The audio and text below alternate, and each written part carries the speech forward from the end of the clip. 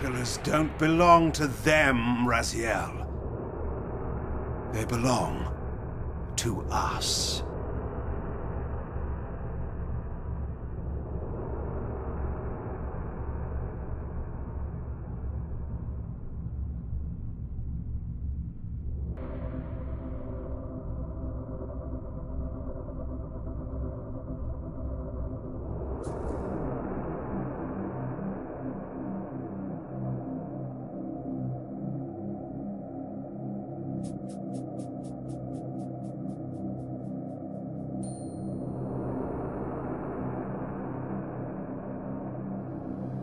The scenes I discovered here were unambiguous.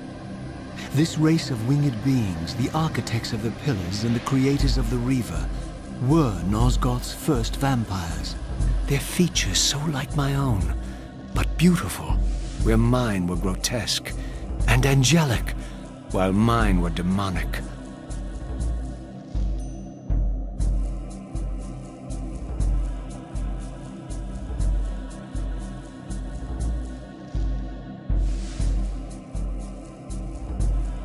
Janos Audrin.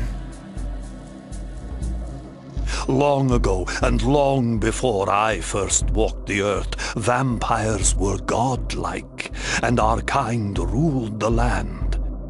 Over time, our race died out, until I alone remained.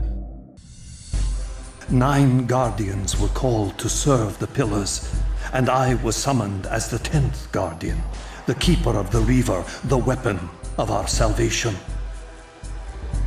Why would the pillars summon human guardians then, if they are meant to be served by vampires? The pillars choose their guardians from birth, Raziel, and vampires are no longer born. This is the crux of our dilemma, and this is the terrible irony. With their vampire purge, the members of the Circle have assaulted the very architects of the pillars they are sworn to protect. They have embarked on a treacherous path. With every vampire they kill, the humans are slitting their own throats. These scenes commemorated a great war between the ancient vampires and their rivals. In triumph, they banished their adversaries from the world and raised the pillars as the lock that binds them. The binding must be secured, Raziel. The pillars are the lock. And the Reaver is the key. Yes.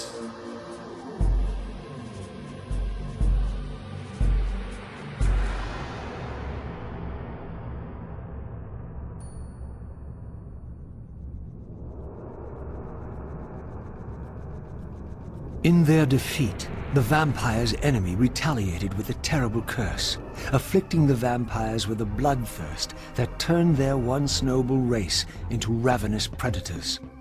This curse plunged the vampires into despair and apparently drove many to madness and self-annihilation. These images chronicled Vorador's creation. Apparently, he was the first human to whom the dark gift had been passed. This was the vampires' desperate bid to preserve their bloodline, for their enemies had cursed them not only with bloodthirst, but with sterility as well. To sustain the binding, we had to preserve our bloodline, and so we passed the dark gift to the human successors of our fallen guardians. They rebelled, inevitably, refusing the curse and seizing the pillars as their own. It was Mobius, the time streamer, and Mortanius, guardian of death, who led the bloody revolt. While mankind governs the pillars, the binding decays. The pillars must not remain under human guardianship.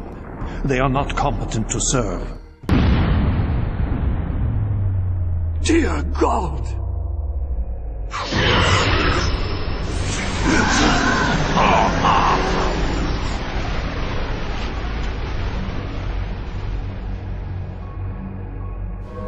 My God! The Hyldeni!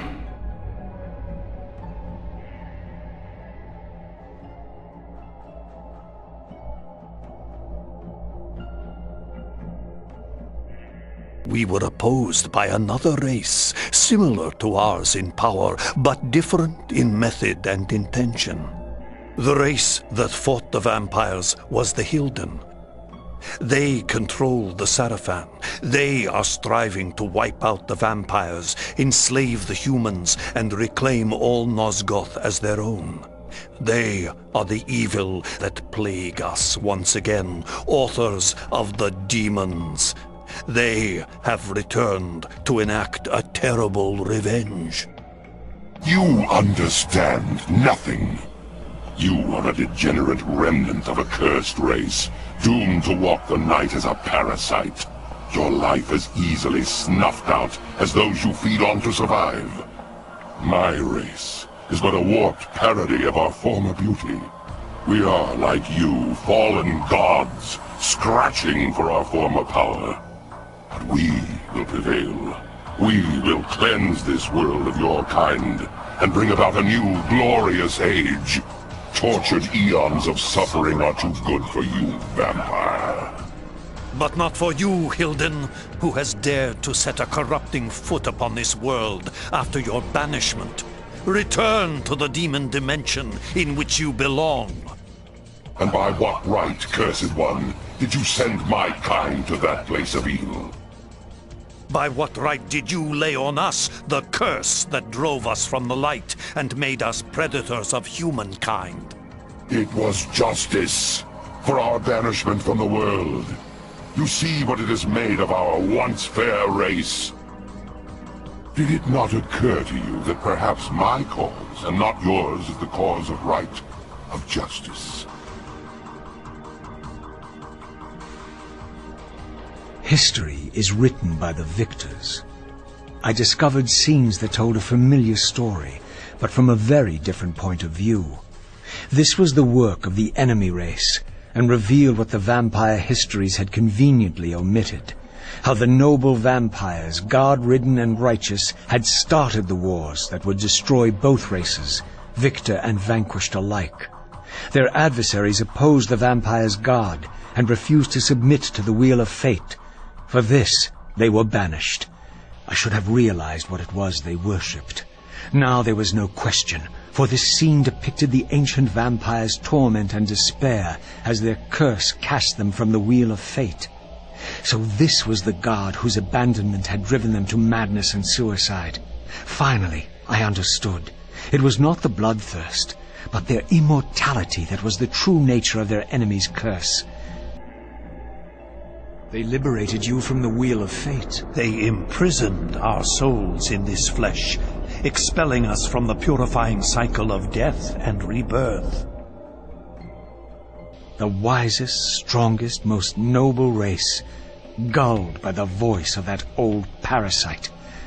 But I had seen him, and whatever he was no god. I had been set, step by step, upon the path that led to this outcome. Hadn't this all been a Hyldeni plot from the beginning?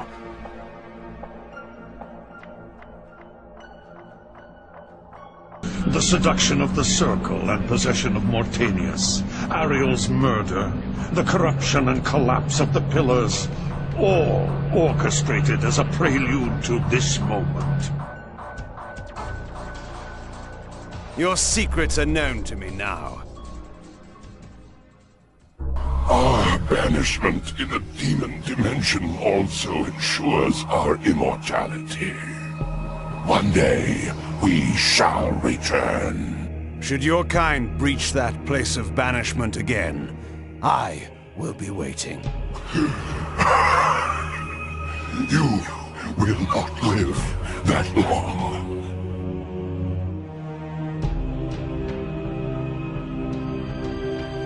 I have lived long enough to dispose of you.